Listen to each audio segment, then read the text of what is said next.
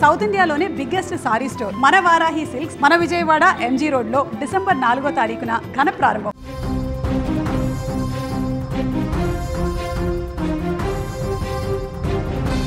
శ్రీలంకలో అల్లకల్లను సృష్టించినటువంటి దిత్వా తుఫాన్ ఆ తర్వాత తమిళనాడు కూడా పూర్తి ఎఫెక్ట్గా మారింది ఈ యొక్క తుఫాన్ తోటి. ఇప్పుడు తాజాగా ఏపీ దిశగా దూసుకువస్తుంది. దిత్వా తుఫాన్ ఏపీ వైపు దూసుకువస్తున్న సందర్భంలో దీని ప్రభావం దక్షిణ కోస్తా జిల్లాలలో ఇప్పటికే వర్షాలు కురుస్తున్న దీని ప్రభావంతో తీవ్ర వాయుగుండం తమిళనాడు పుదుచ్చేరి మీదుగా గంటకు 5 కిలోమీటర్ల వేగంతో కదులుతుంది. విపరీతంగా సముద్ర అలలు కూడా ఎగిసి పడుతున్నాయి.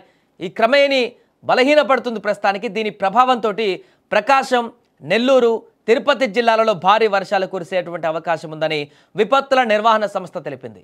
దిత్వా ప్రభావం వల్ల కాకినాడ, అంబేద్కర్ కోనసీమ, తూర్పుగోదావరి, పశ్చిమ గోదావరి, ఏలూరు, కృష్ణా, ఎన్టీఆర్, గుంటూరు, బాపట్ల, పల్నాడు, రాయలసీమ జిల్లాలలో తేలికపాటి నుంచి మోస్తారు వర్షాలు కురిసే అవకాశం ఉందని కూడా పేర్కొంది. వాయుగుండం బలహీనపడి నెల్లూరుకు దగ్గరగా వస్తున్న నేపథ్యంలో భారీ నుంచి అతి భారీ వర్షాలు కురుస్తాయని వాతావరణ శాఖ జిల్లాకు రెడ్ అలర్ట్ కూడా ప్రకటించింది. ఇక తిరుపతి కానీ నెల్లూరులో 2 రోజుల నుంచి వర్షాలు కురుస్తూనే ఉన్నాయి.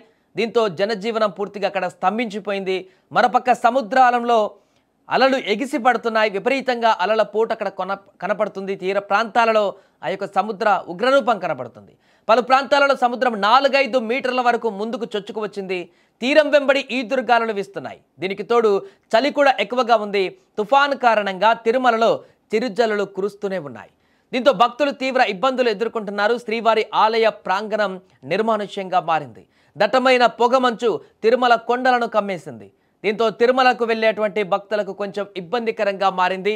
మరొక వైపు టీటీడీ కూడా ఇప్పటికే అప్రమత్తమైంది. భారీ వర్షాల నేపథ్యంలో తిరుమలకు వచ్చేటువంటి భక్తులకు ఎలాంటి ఇబ్బందులు లేకుండా అన్ని రకాల సౌకర్యాలను ఏర్పాటు చేస్తూ వచ్చేటువంటి భక్తులను జాగ్రత్తగా దర్శనం చేసుకుని మరలా వెళ్ళేటువంటి విధంగా అన్ని రకాల చర్యలు కూడా తీసుకుంటుంది.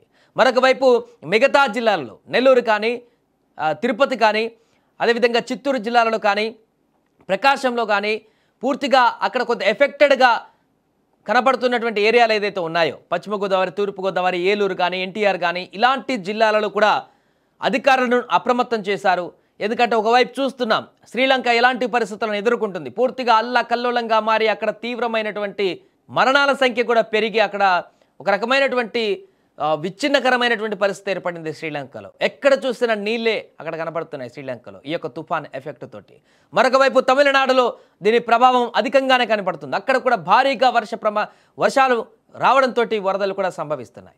ఇప్పుడు అది క్రమంగా ఏపీకి కూడా కొంత ఎక్కువ ప్రభావాన్ని చూపిస్తున్నటువంటి సందర్భంలో అంటే ఇప్పటికే దాని ప్రభావంతో వర్షాలు పడుతున్నాయి. కానీ అధిక ప్రభావం నుంచి కొంత తప్పించుకుంది ఆ తుఫాన్ నుంచి. కానీ ఇప్పుడు ఈ ప్రభావం అనేది కాస్త ఏపీ తీరం వెంబడి కూడా కనపడుతుంది. ప్రస్తుతం బలహీనపడుతున్నప్పటికీ కూడా దాని ప్రభావంతో అధిక వర్షాలు అయితే అక్కడ నమోదవుతున్నాయి.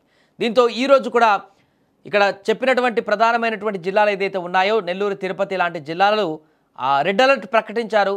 పూర్తిగా అక్కడ కూడా మానిటరింగ్ చేస్తున్నారు. ఈరోజు ముఖ్యంగా తీర ప్రాంత ప్రజలను అయితే అప్రమత్తం చేస్తున్నారు. సముద్రం విపరీతమైనటువంటి అలల పోటుకు గురైంది.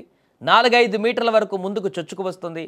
మత్స్యకారులు పూర్తిగా సముద్ర వేటకు వెళ్ళడానికి వీల్లేకుండా వెళ్ళొద్దంటూ కూడా హెచ్చరికలు జారీ చేస్తున్నారు. ఎందుకంటే వారి రక్షణ కోసం సముద్రం పూర్తిగా కంట్రోల్లో లేనప్పుడు అలాంటి సాహసాలు చేయడం అనేది ప్రాణాలకే ప్రమాదంగా మారేటువంటి అవకాశం ఉంటుంది. కాబట్టి మత్స్యకారులు జాగ్రత్తగా ఉండాలంటూ కూడా సూచిస్తున్నారు.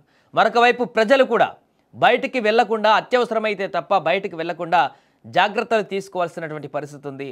ఒకవైపు చలి, మరొక వైపు వర్షం రెండు అటాక్ చేసేటువంటి ప్రమాదంతో అనారోగ్య సమస్యలు కూడా వస్తాయి. కాబట్టి మహిళలు కానీ, వృద్ధులు కానీ, చిన్నపిల్లలు కానీ ముఖ్యంగా జాగ్రత్తగా ఉండవలసినటువంటి పరిస్థితులు ఉన్నాయి ఈ యొక్క కొద్ది రోజులు తుఫాన్ ఎఫెక్ట్ పోయే వరకు. ఆ తర్వాత మరలా నార్మల్ పరిస్థితులు వస్తే ఏం కాదు. సో కాబట్టి ప్రస్తుతం ఇక్కడ ఉన్నటువంటి పరిస్థితులకు అనుగుణంగా వాతావరణ శాఖ కూడా హెచ్చరికలు జారీ చేస్తుంది, సూచనలు చేస్తుంది. నిపుణులు కూడా, వైద్యులు కూడా ఇప్పుడు ఉన్నటువంటి పరిస్థితులకు అనుగుణంగా ప్రజలు మెదలాలంటూ కూడా చెప్తున్నటువంటి సందర్భం అవుతుంది. ఏదేమైనా కూడా దిత్వా తుఫాన్ ఎఫెక్ట్ అయితే ఇప్పుడు ఏపీ పైన కూడా కొంత కనిపించేటువంటి అవకాశం అయితే కనపడుతుంది.